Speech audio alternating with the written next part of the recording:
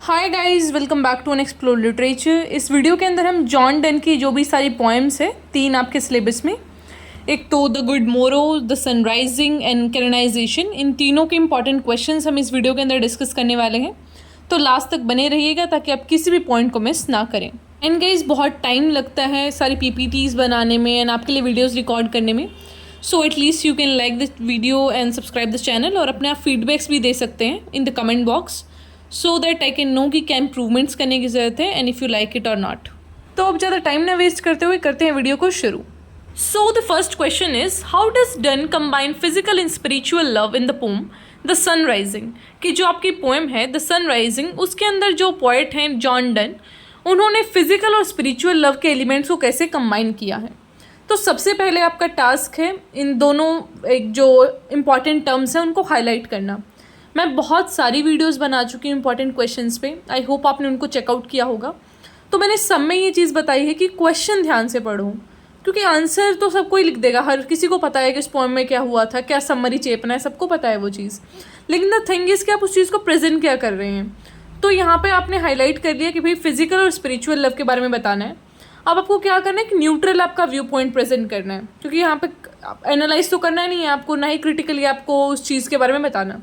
आपको एक neutral point of view देना है। तो फिजिकल और स्पिरिचुअल लव के बारे में आप बताएंगे कि पोएम में वो कैसे आया था और किस तरीके से वो अपनी बिलवड को अप्रिशिएट करते हैं, उनकी ब्यूटी को, and how he appreciate her in a spiritual level, कि वो उनको भगवान से भी ऊंचा दर्जा दे के मानते हैं कि भाई पूरा जो वर्ल्ड है वो ही उनमें समाया हुआ है, ऐसा समाया हुआ है उनके अंदर। तो वो सारी चीज़ें आपको यहाँ पे मेंशन करनी है कि how much he appreciated his beloved. Then the second question is, in poem the Sun Rising, how does Donne enact a witty yet veiled challenge to social hierarchy in his time and assert his right as an individual। तो ये जो हमारी poem है the Sun rising, उसके अंदर poet ने कैसे जो सोशल हायरार्की था उस टाइम पे, जो पूरा क्लास हायरार्की था, सोशल हायरार्की था, उसको कैसे क्रिटिसाइज़ किया है और इंडिविजुअल राइट्स की कैसे बात की है।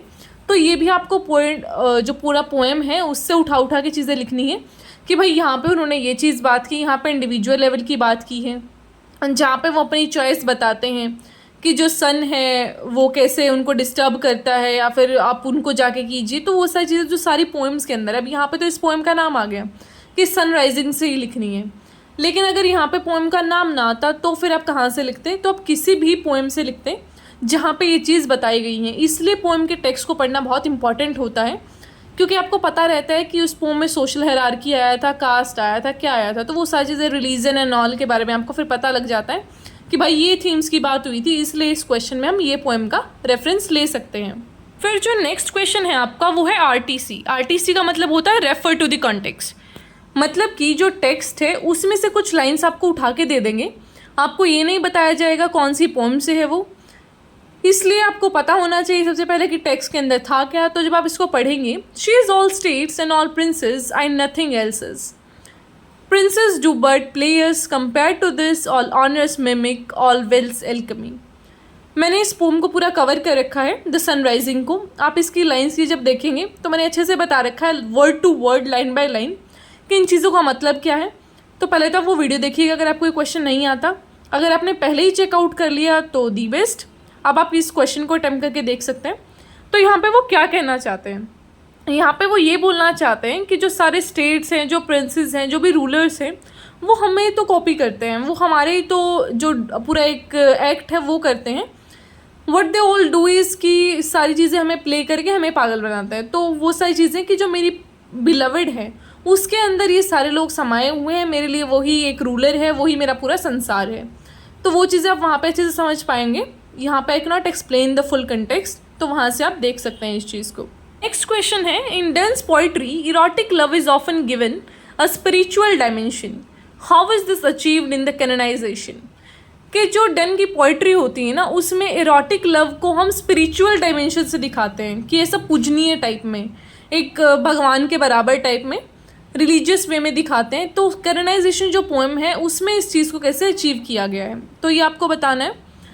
तो इसमें कैसे रहेगा, आप बताएंगे कि जो कैनोनाइजेशन है उसमें क्या रहता है कि हम एक स्पिरिचुअल एंगल दिखाते हैं हर एक चीज़ का, कि अप्रिशिएट कैसे करते हैं जॉन डन अपनी बिलवड को। तो वो आपको पोम के थ्रू देखने को मिलेगा, लाइन बाय लाइन आपको उसे स्टडी करना है, तब आप एक वो इरोटिक से लेके स्पिरिचुअल डायमेंशन तक का जाना उसे समझ पाएंगे। The next question is what does the canonisation suggest about the nature and significance of poetry. कि जो पोम है कैनोनाइजेशन, उसके अंदर नेचर और पोइट्री के सिग्निफिकेंस को कैसे दिखाया गया है। तो उसमें चीज़ें बताई गई हैं कि जब टाइम के साथ वो अपनी पोएम्स को लिखेंगे तो आने वाली जनरेशन्स उसको पढ़ेंगी एंड उनको आइडियलाइज करेंगे कि भाई प्यार करो तो इन जैसा करो। तो वो सारी चीज़ें हैं कि कितना पावर होता है पोम के अंदर, आर्ट के अंदर। तो वो सारी चीज़ें आपको यहाँ पे मेंशन करनी है कि चीज़ें ख़त्म हो जाती हैं, इंसान ख़त्म हो जाता है, पर आर्ट कभी ख़त्म नहीं होती। उसका इम्पोर्टेंस हमेशा बना रहता है। देखो किस टाइम पे जॉन डन ने ये सारी चीज़ें लिखी थी and now also we are studying that. तो वो सारी चीज़ें रहती हैं कि जब आप एक बार चीज़ों को लिख देते हैं या फिर आर्ट फॉर्म आप प्रेजेंट कर देते हैं तो वो आने वाली जनरेशन्स भी उसको ऐसा देखती हैं एंड अप्रिशिएट करती हैं। तो यही चीज़ हमारे जो पोएम है द कैनोनाइजेशन, उसके अंदर पोइट ने एक्सप्लेन की है। The next question is also RTC, जिसमें बताया गया है snorted we in the seven sleepers den what idea does Donne convey with this line. तो सबसे पहले तो आपको यही पता लगाना है कि ये लाइन कौन से पोम से ली गई है। देन इज़, अब ये तो हमें पता लग जाता है कि भाई डन है तो जॉन डन की पोएम से है ये, लेकिन वो 3 है तो आपको ये पता लगाना है, काफ़ी अच्छा टास्क हो जाता है आपके लिए कि भाई थी कौन सी पोएम, क्योंकि तभी आप उस चीज़ के बारे में लिख पाएंगे। So this is a task कि आप पहले पता लगाइए कि कौन सी पोएम से ली गई हैं, फिर आप इसको एक्सप्लेन करेंगे। If you find difficulty in it so you can comment it down, I will help you guys. Alright, skipping on to the next question. The next question is, can you illustrate the metaphysical blend of passion and wit in John Donne's poem The Good Morrow? कि जो poem है the good मोरो, उसके अंदर हमारे poet ने metaphysical और passionate और विट ये सारे एलिमेंट्स को कैसे ब्लेंड किया है अपनी पोएम के अंदर। तो ये चीज़ आपको बतानी है कि पहले तो मेटाफिजिकल पोइट कौन होते हैं, वो क्या चीज़ के लिए जाने जाते हैं, उनके फीचर्स क्या रहते हैं। देन इस पैशन और विट, इन दोनों चीज़ों का कैसे यूज़ किया है पोएम में, फिर वो आपको एक्सप्लेन करना। तो सबसे पहले आप स्टेप बाय स्टेप चलेंगे। पहले एक टर्म को उठाओ, उसे एक्सप्लेन करो, then go into the second thing जो यहाँ पे बताई गई है पैशन एंड विट। तो इनकी पोएम के अंदर वो कैसे आई, वो आपको पूरी पोएम के एक्सप्लेनेशन के अंदर देखने को मिलेगा। There only you'll get the idea. अगर मैं आपको यहाँ पे बता दूँगी तो what you'll do is you'll speak like skip that poem. तो first of all you have to go and check that poem again कि आपने वो चीज़ कहाँ मिस आउट करी या फिर आप कैसे उस चीज़ को नोटिस कर पाए पूरी पोएम के अंदर। तो वो आपको पता लगाना है वहाँ से। Our last question is, how does the Good Morrow reflect the social and scientific development of the Elizabethan age? तो इसमें आपको क्या लिखना है कि भाई जो एलिजाबेथन एज है उसकी सोशल और साइंटिफिक डेवलपमेंट को कैसे दिखाया गया गुड मोरो पोएम के अंदर। तो सबसे पहली बात तो ये मेटाफिजिकल पोएट थे, मतलब कि जो उस टाइम पे चेंजेस हो रहे थे उनको नोटिस कर रहे थे and he was penning those down. फिर एक और चीज़ इन्होंने जो अपनी पोएम के अंदर बताई है दैट इज़ अबाउट फेथ, कि जो अलग अलग लोग हैं उनका अलग अलग फेथ है डिफरेंट रिलीजन्स के अंदर, तो वो चीज़।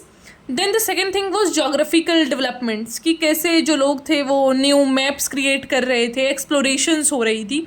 तो उन सारी चीज़ों को आपको यहाँ पे हाईलाइट करना है और बताना है कि भाई उस टाइम पे सोशल चेंजेस क्या हुए थे एंड साइंटिफिक डेवलपमेंट्स क्या हो रही थी। इसी के साथ ही वीडियो कंप्लीट होता है। I hope you guys enjoyed that. If you have any queries और questions you may ask that in the comment box, Telegram और जहाँ पे भी आपका मन करे। So I'll meet you in the next video. Till then, take care, stay happy, stay healthy, and also don't forget to subscribe the channel, like the video, and share it with your friends.